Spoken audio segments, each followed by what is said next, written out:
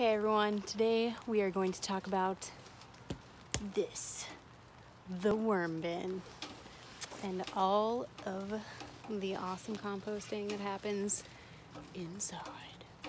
So I built my worm bin using plans from the Seattle Tilth website and just lumber that I had lying around and some paint that I had extra of from the house. And then I did an apple cut stamp because I'm cute. And then if we look inside, it's full of shredded paper, which is good for the bedding. This isn't quite as thin as I'd want it. I was being a little bit lazy when I shredded that. I also use egg cartons, which I usually get wet, and then they get really mushy when you wet them in the sink, and then you can kind of tear them apart really easy. And I use that for my bedding. Other people use shredded newspaper, which is kind of a hot commodity nowadays because nobody reads newspapers. And then also leaves. Certain kinds of leaves make really great bedding as well. Coconut coir is like the husk of coconuts, and it's kind of a byproduct of the coconut industry. You can get it at garden stores. Usually you have to rehydrate it, but it works really well as bedding too. It's just, you have to buy it instead of just using what you have around. So the red wigglers are really the star of the show here, and they are not earthworms. So you can't just grab a handful of earthworms and stick them in your bin. They will not do the same job of breaking down food waste like the red wigglers do. And you can buy these at the farmer's market and stuff, but if you know somebody with a worm bin, I'm sure they'd be happy to give you a bucket of them to start your own bin. You can also actually find them in the wild.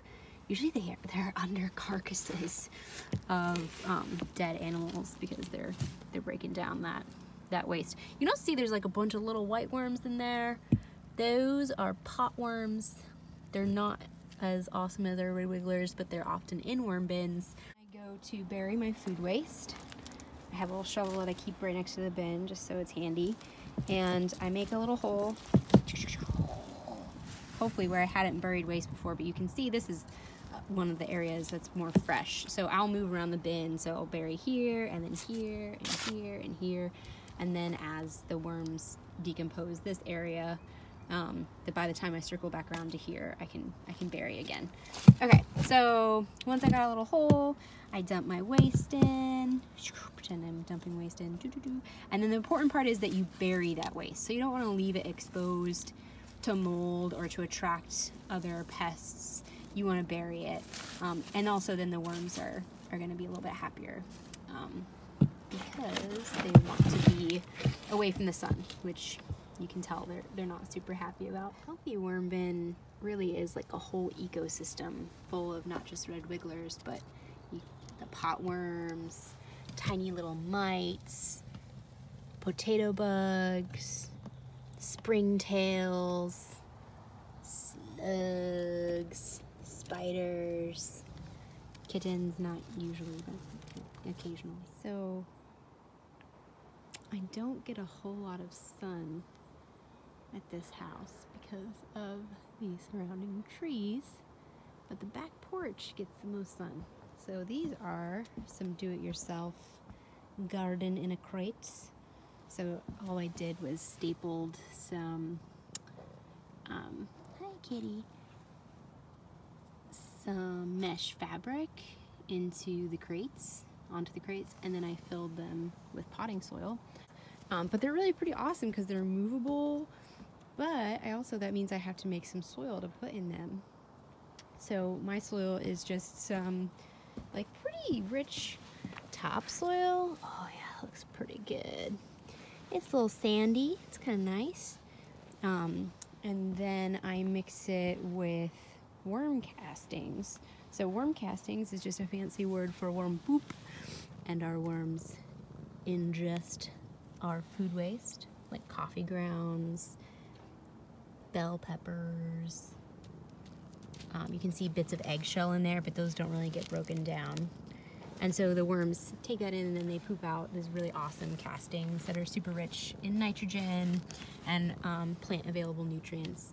So the way I'm harvesting is, you can see I've made these little volcano piles because the red wigglers are super sensitive to light And so they will travel to the bottom of these piles and all be concentrated sort of in the center. So then I can just scoop off the top of the pile and then sift it before I mix it with my topsoil. And then I can put the worms back in the bin so they can keep doing their job. A worm cocoon. So it just looks like a little lemon, and inside of that cocoon there's probably about 3 or 4 baby red wigglers that will hatch out. And you can see right next to that cocoon there's a little tiny white worm. That is not a baby red wiggler. That is called a pot worm. So it's a different kind of worm that's in the bin. Baby red wigglers look just like the adults, but really, really tiny. So they're red because they've got hemoglobin in their blood to transport oxygen just like we do, which makes them a reddish color. Here we go. Moment of truth. Let's see if our devious plans have worked. Oh, yeah. There they are. Woo! I think I got a pot worm problem. That's how you compost using worms. And I just wanted to show you guys my system. So I keep a little bin under the cupboard where I put my food waste. So in this bin, I have things like broccoli that's chopped up to like 1 inch-ish. So the more surface area you have, the quicker it breaks down in the worm bin. I have some banana bread that was left over, some bell peppers cut up, and I put a little bit of eggshells in there that are crushed, but not too many because like I said, they don't break down. Banana peels, shredded paper. Things that you cannot put in the worm bin are oils, fats, dairy products like cheeses. They don't really like onions or garlic too much, or citrus. Any of those things that might be like tangy to us are also tangy to the worms. So I'm encouraging you guys to experiment with composting with worms. There are links to 2 types of worm bins that you can build. One is kind of outdoors, it's the one that I showed you in the video, and the other one is called the off-the-shelf worm bin. And it's built using just 2 Tupperware containers stacked on top of each other, and it's super simple.